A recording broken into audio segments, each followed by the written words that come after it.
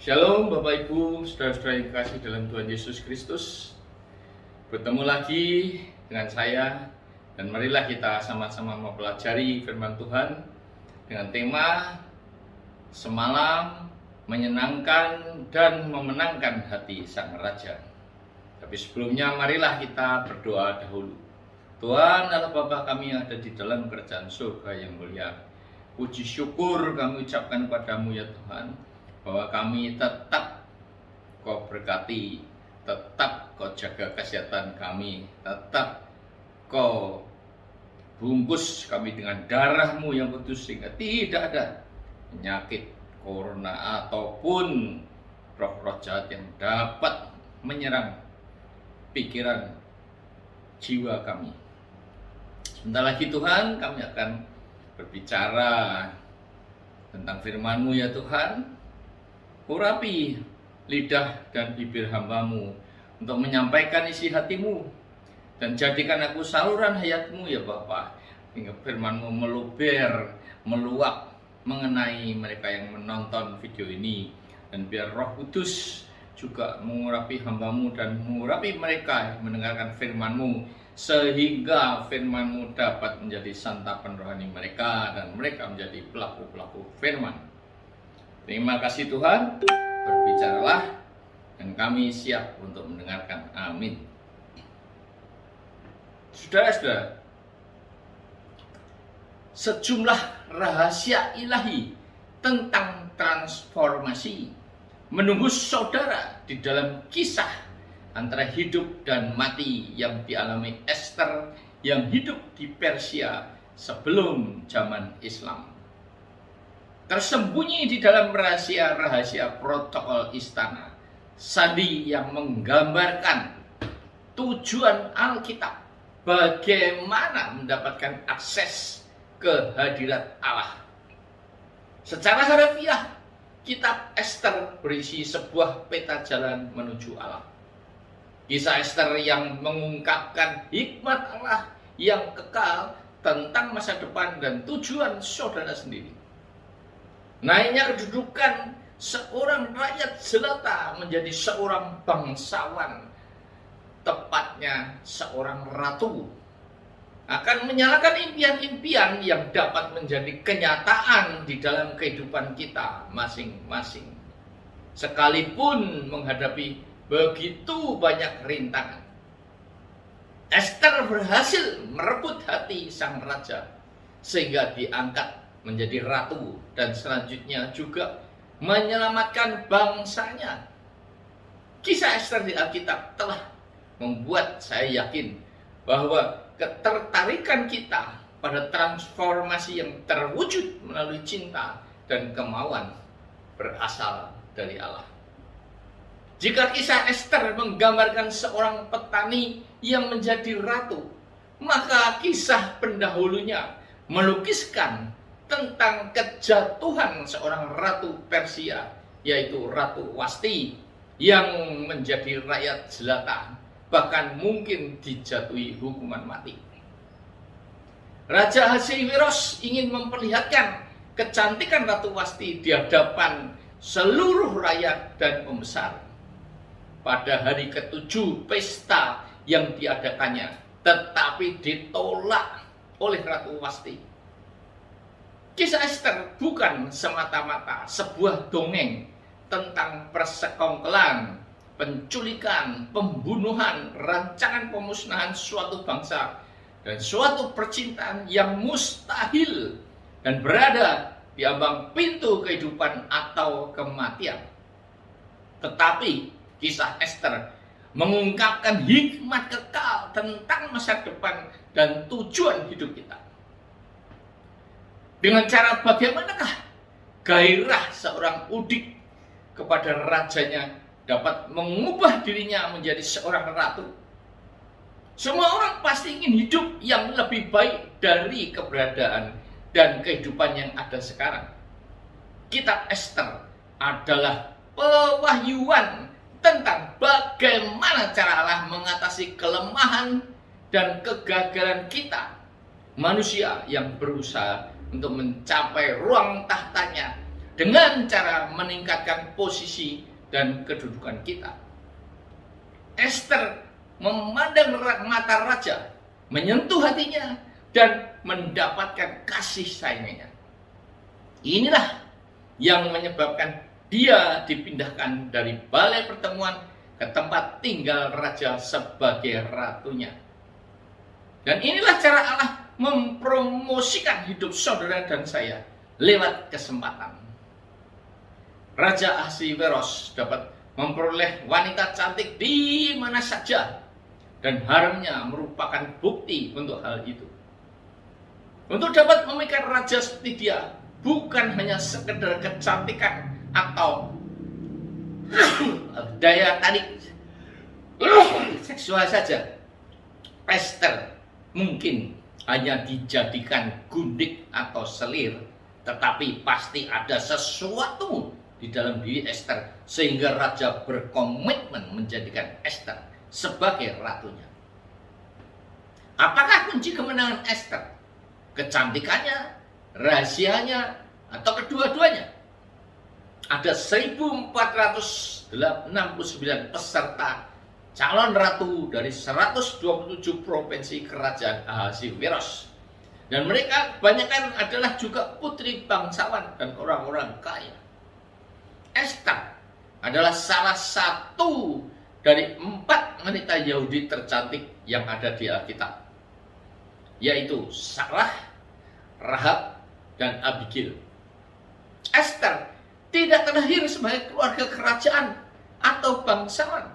Bahkan dia berasal dari bangsa buangan yang kehidupannya mungkin seperti petani, bau, dan kasar karena bekerja keras sehari-hari. Jika Ester dapat terpilih menjadi ratu, maka saudara pun juga dapat dipilih Allah untuk perubahan dalam hidup saudara, mempunyai masa depan yang lebih baik lagi. Katakan amin. Menurut ahli sejarah Yunani Herodotus, Alexander Agung menemukan 1.200 ton emas dan perak, 270 ton uang logam yang dilapisi emas.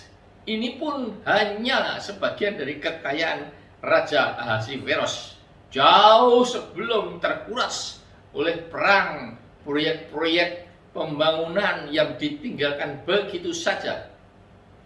Dan dari sini sangatlah jelas bahwa Ester tidak memenuhi syarat untuk menjadi seorang ratu. Raja yang begitu kaya raya, berkuasa, paling tinggi dan paling tampan di antara ketiga raja Persia, yang sekarang Iran, yang hebat, penuh ambisi, kejam, pahlawan yang cerdas, kekasih yang pencemburu. Kenapa memilih gadis petani keturunan bangsa buangan yang penampilannya sederhana dan mungkin badannya bau? Sekarang kita bicara tentang apakah rahasia Ester. Di dalam kitab Ester 2 ayat 15 dikatakan, ketika Ester, anak Abihail, yakni saudara ayah Mordekai yang mengangkat Ester sebagai anak, mendapat giliran untuk masuk menghadap raja, maka ia tidak menghendaki sesuatu apapun selain daripada yang dianjurkan oleh Hegai, sida-sida raja penjaga para perempuan. Maka Ester dapat menimbulkan kasih sayangnya pada semua orang yang melihat dia. Demikianlah Ester dibawa masuk menghadap Raja Ahasveros ke dalam istananya pada bulan yang ke-10, yaitu bulan Tebet, pada tahun yang ke-7 dalam pemerintahan Baginda. Maka Ester dikasihi oleh Baginda lebih daripada semua perempuan lain, dan ia beroleh sayang dan kasih Baginda lebih daripada semua anak darah lain, sehingga Baginda mengenakan mahkota kerajaan ke atas kepalanya dan mengangkat dia menjadi Ratu Ganti Wasti. Rahasia Ester yang pertama adalah dia tulus mencintai tanpa pamrih.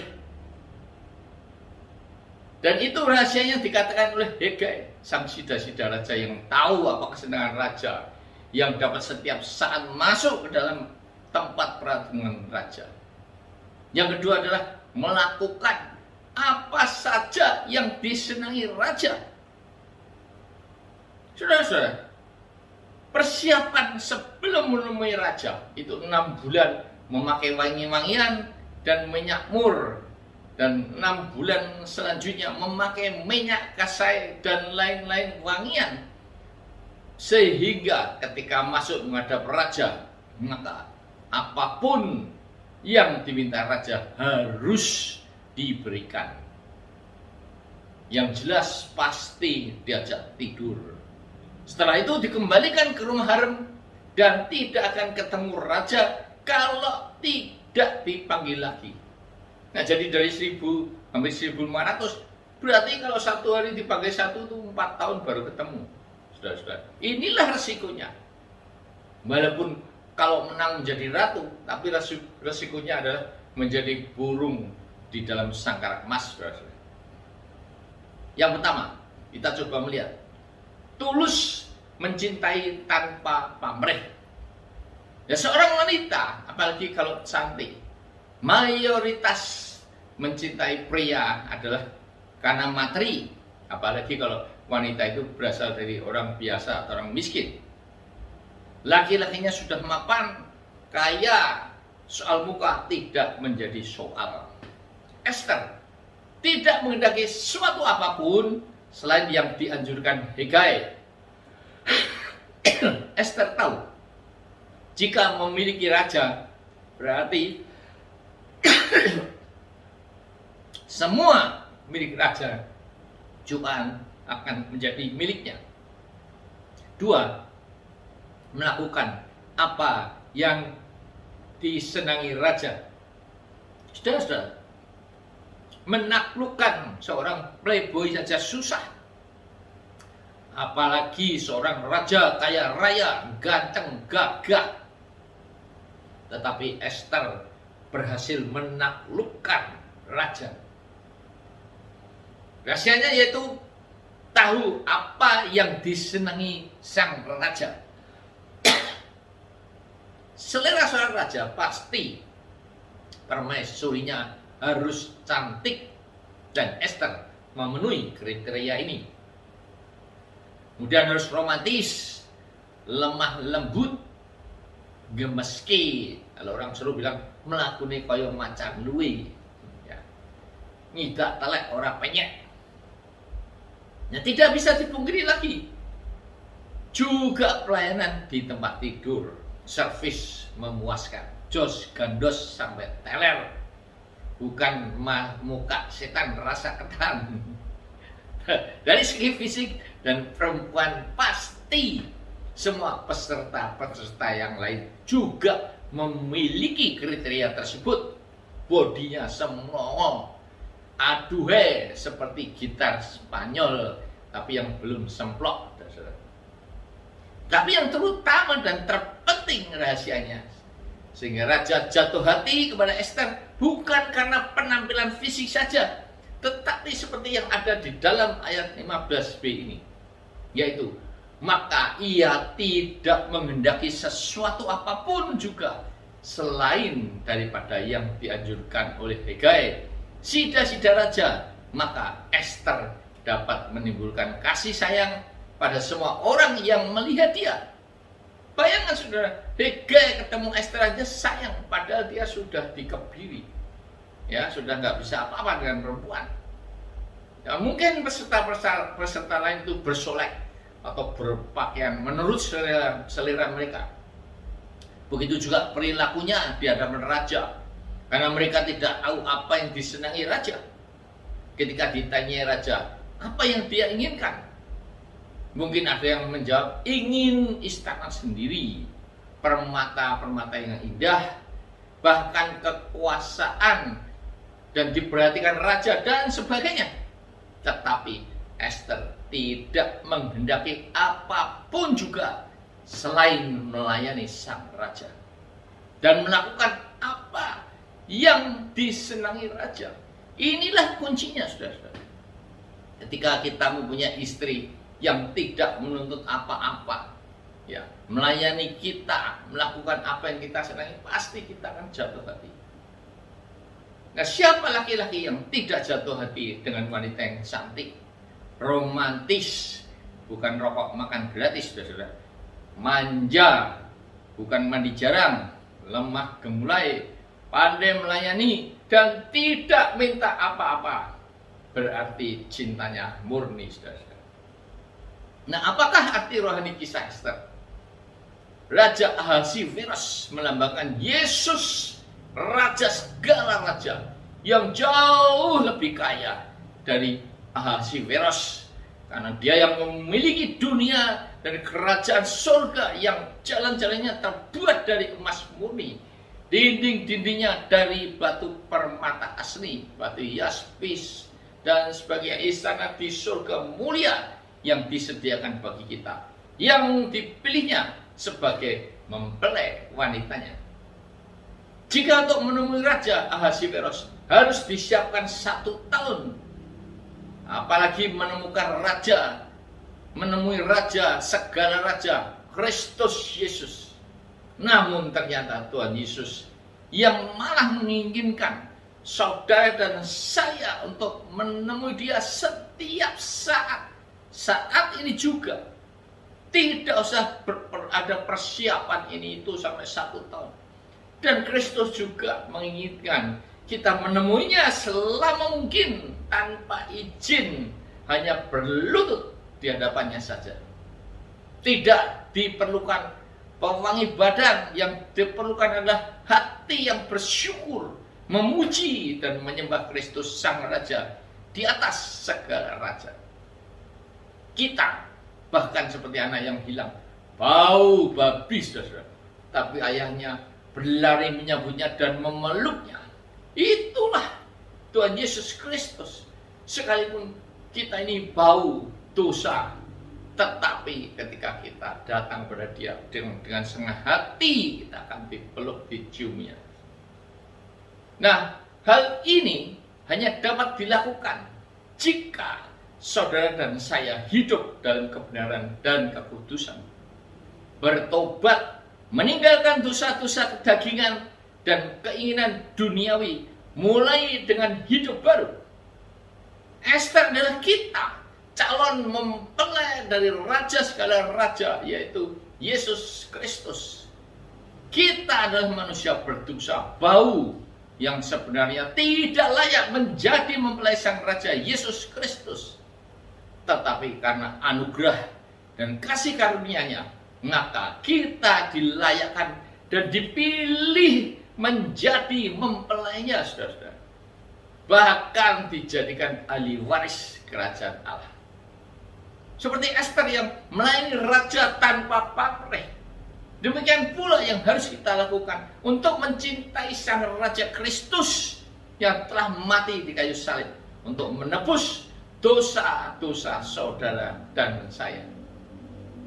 Apakah yang telah kita lakukan untuk pengorbanannya itu? Apakah hidup kita sudah untuk memuliakan namanya, menyenangkan hatinya, atau malah menjadi batu sandungan, saudara-saudara? Seringkali kita bersyukur jika hidup kita diberkati Tuhan, tetapi kita menggerutu bahkan marah pada Tuhan jika menghadapi masalah-masalah seperti yang dilakukan oleh bangsa Israel yang memberontak tegar-tekuk, saudara-saudara.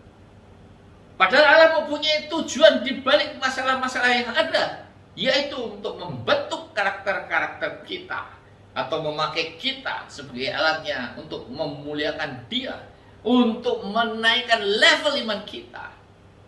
Dia sedang merenda hidup kita agar indah pada waktunya. Dan ratu Wasti adalah mereka yang tidak mau mentaati perintah dan panggilan Tuhan. Kita sering juga cuek untuk hidup kudus, sudah diperingati dengan masalah, penyakit dan sebagainya, tapi malah dablak. Apalagi untuk melayani Tuhan, yang terutama dipikirkan hanyalah tertuju pada berkat dan berkat jasmani saja. Ada-ada saja alasan kita untuk melayani Tuhan. Nanti dulu saya masih sibuk dengan studi atau sibuk dengan pekerjaan. Nanti kalau sudah punya anak, ketika punya anak, nanti kan anaknya sudah besar nanti kalau sudah punya cucu dan sebagainya. Sampai habis waktu dan kesempatan kita untuk melayani Sang Raja Yesus Kristus. Saudara-saudara, hidup ini adalah kesempatan untuk melayani Tuhan. Hidup haruslah menjadi saluran berkat. Jangan menunggu kita sudah loyo baru mau melayani Tuhan. Berikan yang terbaik bagi Dia. Jangan sisakan waktu, tetapi sisihkan waktu. Hage adalah gambaran dari Roh Kudus yang dapat menemui Raja setiap saat, bahkan di tempat peraduannya. Roh Kudus tahu kesukaan Raja Bapa di surga, dan begitu juga Raja, segala Raja, Kristus Yesus. Dikala kita tidak tahu harus berdoa, maka Roh Kudus akan membantu kita berdoa. Kita adalah baiknya. Karena petunjuk dan pimpinan Roh Kudus, maka kita dimampukan untuk tidak berbuat dosa. Mordekai adalah pendeta yang mengajarkan firman kepada kita lewat firman. Maka iman akan bertumbuh, tahan uji, dan bertekun serta taat dan setia kepada Kristus. Haman adalah keturunan Raja Agag, tawanan yang seharusnya dibunuh oleh Saul, melambangkan iblis yang ingin memusnahkan para pengikut Kristus dengan mencobai. Bahasa Jermannya ngiming-ngimingi harta, atau sehingga membuat kita melupakan Tuhan dan menjadi budak Mammon. Ujung-ujungnya adalah menemani dia di neraka kekal. Amin. Tuhan, terima kasih Tuhan atas firman-Mu yang begitu memberikan harapan, memberikan iman pada kami, bahwa seperti Esther, dari seorang anak petani yang bau, telah diangkat menjadi ratu.